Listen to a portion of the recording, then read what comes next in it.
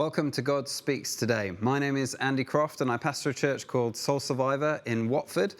And every time on this program, we take a little bit of the Bible and we ask God to speak to us through it. And today, what we're looking at is the subject of, it's not really a subject, it's the person of Jesus. It's getting to know him. That's really what I want to talk about. And I remember there was a time a few years ago when I went to visit the Grand Canyon. A friend of mine had told me about how amazing it was, and I traveled to California with him. And we were really rushed to try and get there and back in kind of a couple of days. And so we just landed in LA, and then we decided we'd try and drive straight to the Grand Canyon just off the bat. And it's about an 8 to 10 hour drive from Los Angeles, and we've just flown in overnight. So I remember we hired this car. It was with Mike Pilavacci, who also does this program with me. And we started to drive, and we drove, and we drove, and we hired a convertible because we thought, we're in America, the sun shines, it never shines in England, let's make the most of it. So we're driving along in our convertible, and we drove for hour after hour after hour after hour, to the point where I remember it was 2 o'clock in the morning, and the two of us were sitting in this convertible, Mike and I, listening to the radio, trying to keep ourselves awake with the top down in the middle of the desert. And we just decided in the end we couldn't make it. So we pulled over, we found somewhere to stay. Next morning we got up, we drove to the canyon. And by that point, I was thinking, this canyon had better be grand. This had better be a seriously big hole. It's taken us forever to get here. And then we arrive in the national park, we park our car, and we walk up to where I can see, I can't see the canyon, I could just see this rim of the canyon where everybody else is standing there staring. And you walk up to the edge of the Grand Canyon and look out for the first time at what you're seeing. And it's just, wow. That's the only word I can think comes close. And it's not just you say wow, it's just that you're wowed. Your mouth is open, you're staring, and as thousands and thousands of feet, the ground just drops beneath your feet, and it goes as far as the eye can see.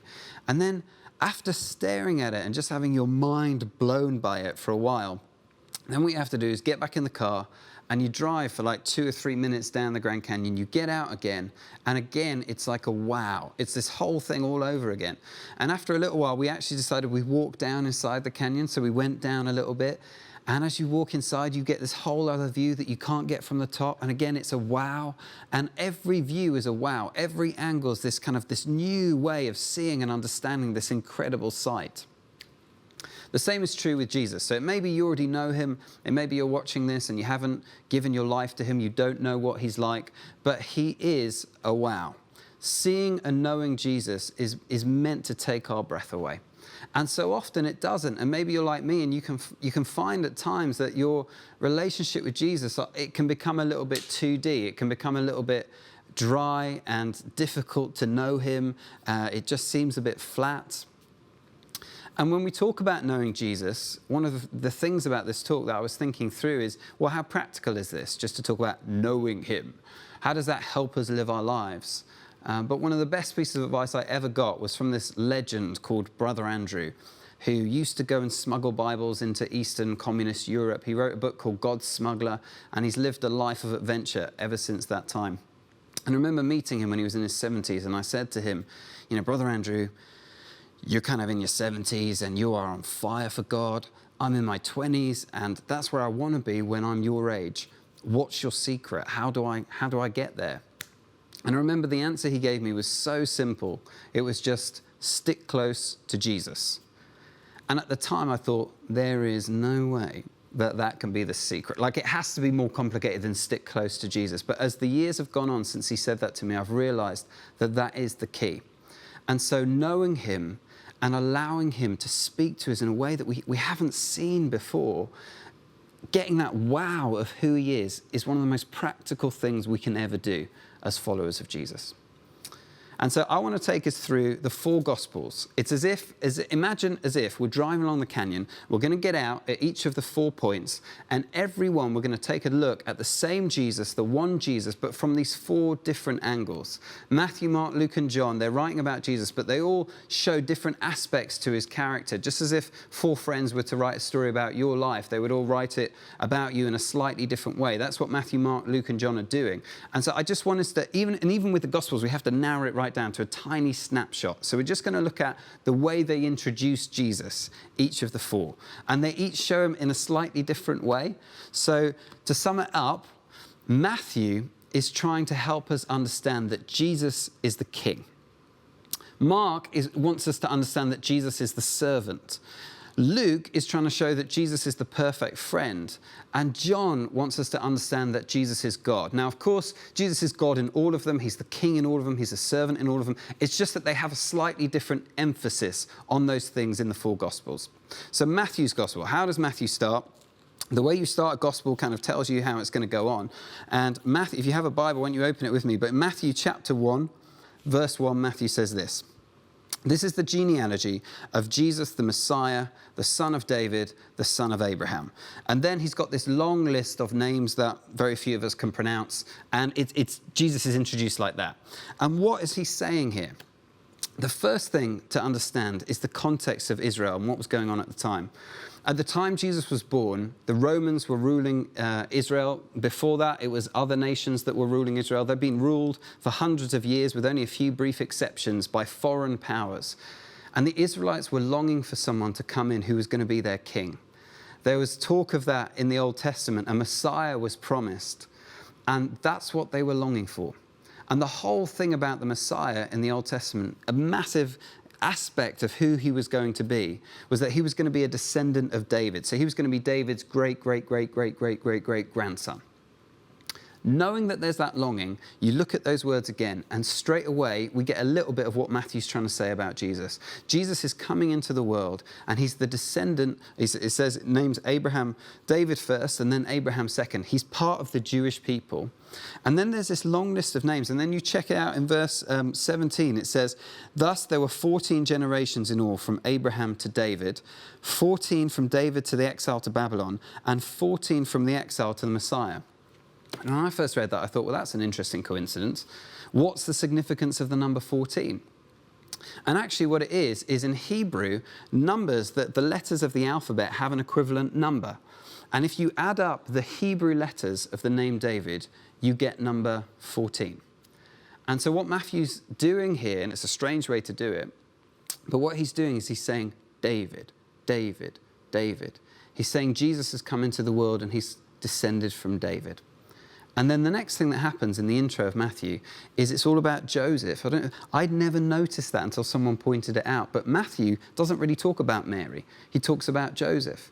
And the significance of Joseph is outlined when it says Joseph is a descendant of David. So it's saying that Joseph, who isn't Jesus' biological father, but is his legal dad, he is descended from David as well.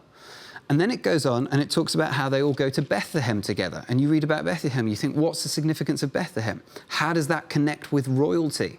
There's nothing, in those days, you would expect a king to be born in Jerusalem. That was the capital city. I live in Watford, which is just north of London. And if you're a posh outfit in Watford, we've got a couple of super nice hotels. On their stationery, they do not say that they are located in Watford. They say they are located in London, even though technically they're not. Why is that? Because you want to have the kudos of being associated with the capital city. No one wants to say they're from Watford. And Jesus here is associated with Bethlehem, not Jerusalem. How does that show he's a king? It shows he's a king because if you go back to 1 Samuel chapter 16, you have the story of David being anointed king. And Samuel goes off to find him. The place that he finds him is Bethlehem. So yet again, it's this connection between Jesus and David. It's a little whisper that says, Jesus is the king, Jesus is the king, Jesus is the king. And imagine it a bit like this. If you were to go into, let's say a friend of yours has a baby and we go and visit the baby and we go up into the baby nursery and we see the way that they've decorated it. Let's say the dad is a Man United supporter. You walk in there, you see the little boy lying in his cot and you see that he has got next to him a Wayne Rooney teddy bear. And you see that the little child is dressed in a Man United strip, and you look and you see all around the nursery all these photos of Man United greats from over the years. If we were to be in a nursery like that, we would probably think, I think at some stage this baby is going to grow up and he's going to be a Man United supporter, because it's just, he's surrounded by it. As we enter the nursery of Matthew's Gospel, it's as if Jesus, baby Jesus, is surrounded by all this stuff that talks about how he's going to grow up to be royal. And we get the next scene is the Magi. It's not the shepherds in Matthew's gospel. I never realized that until I looked at it closely. It's the Magi who come to see him. And they go and find King Herod and they say, hey, King Herod, we're looking for the next king of the Jews. Have you got any ideas? And eventually they find themselves in the stable where Jesus is born. And it says there's this incredibly powerful scene. They bring him gifts that symbolize royalty. That's what gold was. But then the bit that blows my mind is that they see Jesus, baby Jesus. And what do most of us do when we see a baby? You know, what I do when I see a baby is I go, oh, it's a baby. And I go, oh, could you go? Oh, could you go with the baby? We all do that a little bit with babies, don't we? These guys see a baby and then they go, boom, and they bow. They fall flat on their foot. They see a baby and they bow before him and then they worship him because they see that he's more than just a baby. They see he's a king. And part of understanding Jesus as we gaze at him is to understand that he comes to be our king. He isn't only a friend, he isn't only a savior, and he is both of those things. He's also the one who commands us. He's also royalty. The Lord of heaven has come into the world. But there is a twist. I love the way that he comes. You know, when royalty's born, when Prince George was born, there's like Hello Magazine and the whole world's media are there outside the hospital. When Jesus is born, King Jesus sneaks into the world and no one even notices. Because there's another aspect to his character. He isn't just a king. He's also a servant. And so it's like we get in the car, that's Matthew's gospel, for a few minutes. We drive down the canyon and we get out at Mark's gospel. And who is Jesus shown to be in the gospel of Mark? Well, let's have a little look at Mark chapter 1, verse 1. This is how Mark begins.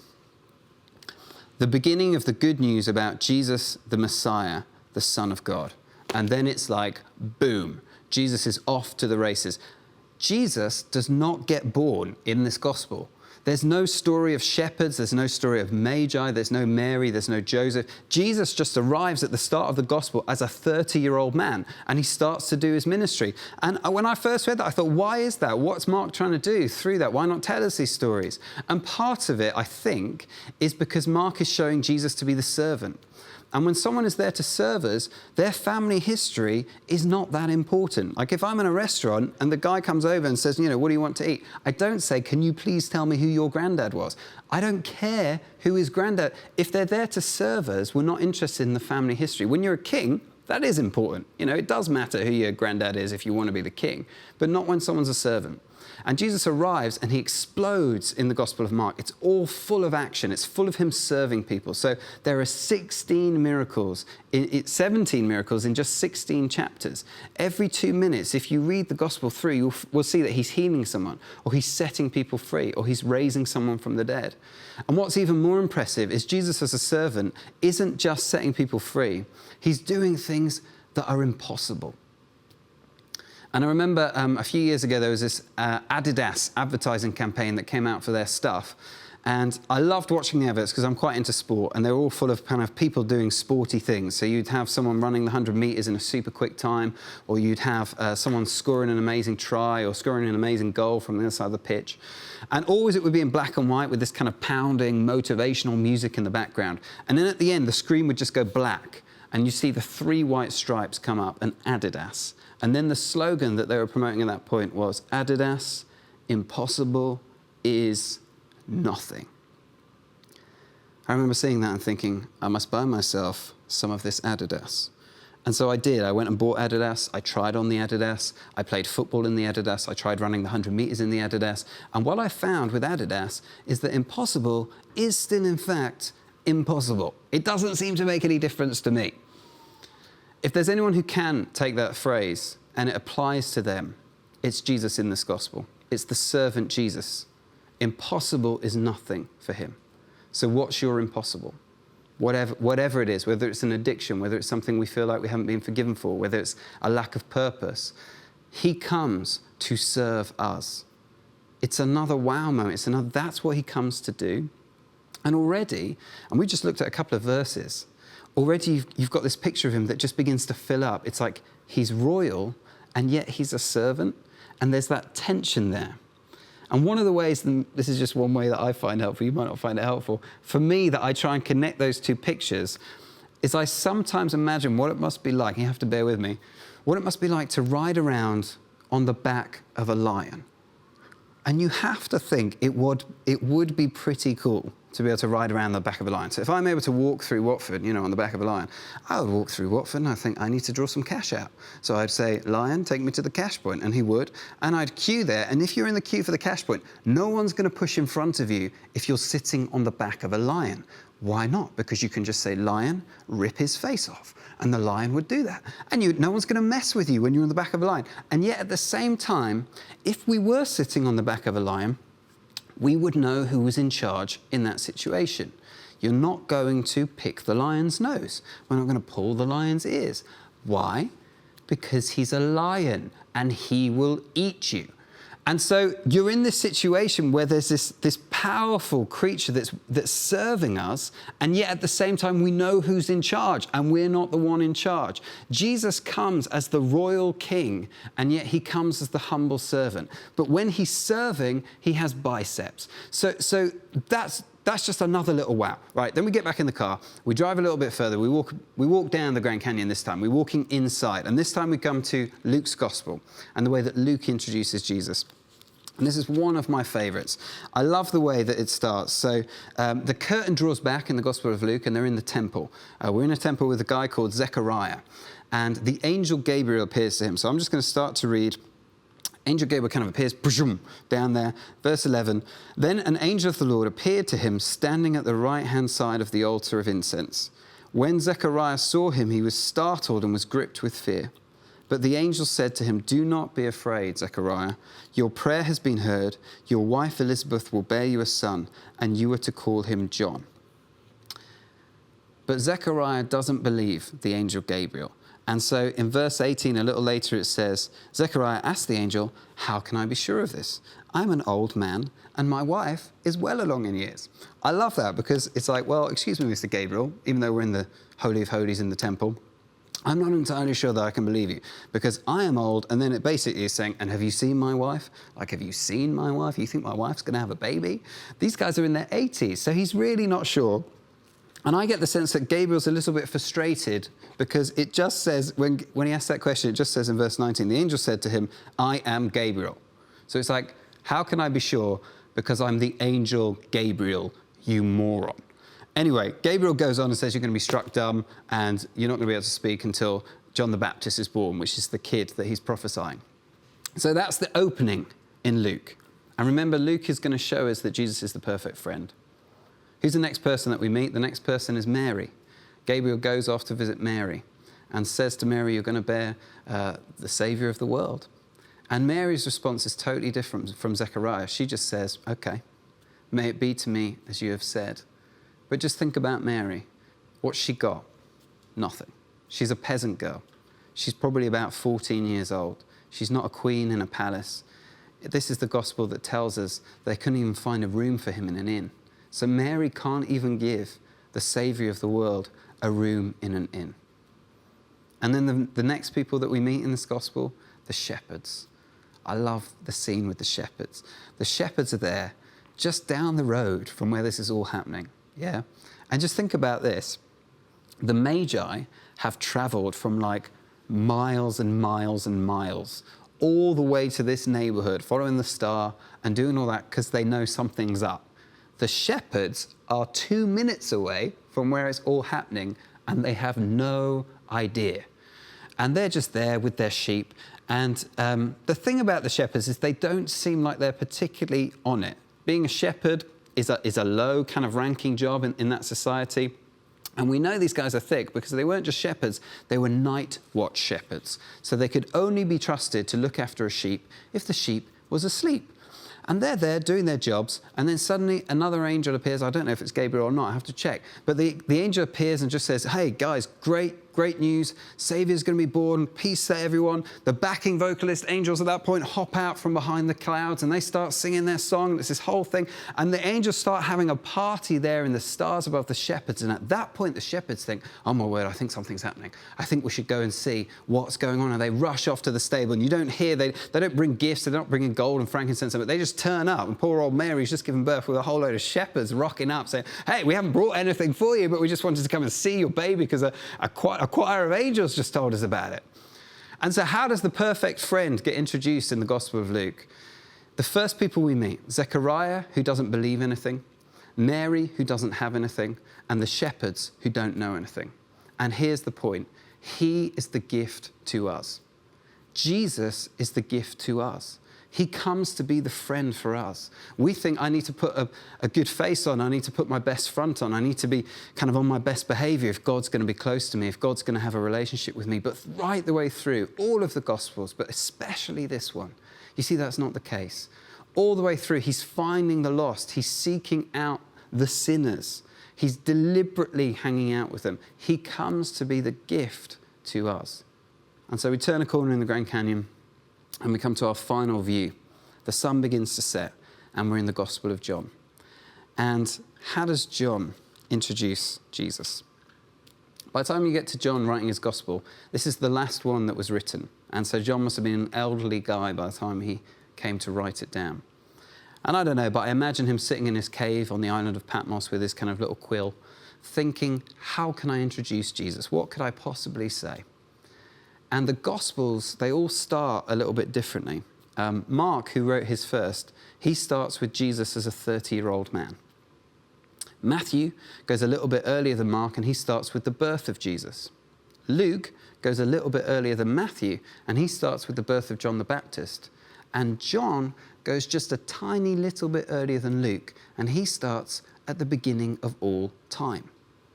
And so it finally hits him how to begin. John chapter 1 verse 1 says, in the beginning of everything, the start of the cosmos. I don't know if those words trigger any memories for us as we hear them, but they're meant to. They're the first words of the Bible. Genesis chapter 1 verse 1, in the beginning. And in Genesis it says, in the beginning, God. And John effectively goes on to say, in the beginning was the Word, and the Word was with God, and the Word was God. He was with God in the beginning. In the beginning, God creates the heavens and the earth, and everything, John says, is made through the person of Jesus. And so he sets this cosmic scale because he wants us to understand. He's desperate for us to recognize that Jesus is God. And it goes on to say in verse 14, and I love this, the Word became flesh and made his dwelling among us. We have seen his glory, the glory of the one and only Son who came from the Father full of grace and truth. I don't know if you've ever wondered what the glory of God looks like. You know, you hear about it in the Old Testament, the cloud and the fire, and the glory fills the temple and they all fall down. What would his glory actually look like? I've wondered that on more than one occasion. And what John is saying here is, basically, he's saying, I've had breakfast with the glory of God. Like I've wandered around Galilee with the glory of God. I've seen the glory of God have a shave. Like I've spent time with the glory of God. He became flesh. We've seen him. We've been with him. And now I'm going to tell you what he's like. And trying to get our heads around that is tricky. I was reading this book the other day that was talking about the stars, and it was trying to put scales on things so you can understand. And it said something like this. It said that if you imagine this ballpoint pen, imagine the tip of the pen is Earth. So shrink Earth down to being the size of that. How close would the sun be? Like, it's just trying to help us to get the distance that there is in space. How close would the sun be? The sun would be 15 feet away from the tip of this pen. And then the nearest star after the sun, away from Earth, if this is the scale, the nearest star would be 1,400 miles away from the tip of this pen. Another way of putting it is that if we were to fly there in Concorde, the fastest passenger jet we've ever had, it would take us 2 million years to get to the closest star after the sun. And that star is one of hundreds of millions of stars. Astronomers have figured out that there are more stars in the universe than there are grains of sand on the Earth. All the ocean floors, all the deserts, all the beaches, there's more stars in the universe than grains of sand on the Earth. What I'm saying here is, it's a big universe. And he's a bigger God. And he becomes a little baby. And it's like, wow. When we see him like that, it's like a wow. And to know Jesus and to follow him and to be in love with him is to discover more of who he is every day. And it's like, as we get into these books, I mean, that's the intro. That's just the intro of what he is. As we fall in love with him more and more, there's nothing more practical we can do to grow as Christians and to mature as his people. I'd highly commend reading Matthew, Mark, Luke and John and coming to know the one who is the royal king, the incredible servant, the perfect friend, and God Almighty. Why don't I just finish with a prayer? Jesus, we thank you so much for who you are and for what you've done for us. And Lord, I pray for all of us as we hear these words from your book, Lord, as you speak to us about who you are. I pray that it would penetrate our hearts, that we'd have revelation, that we would see you with the eyes of our hearts, Lord, and that we would be transformed and changed by that. Amen. This has been God Speaks Today. Thanks so much for tuning in. See you next time.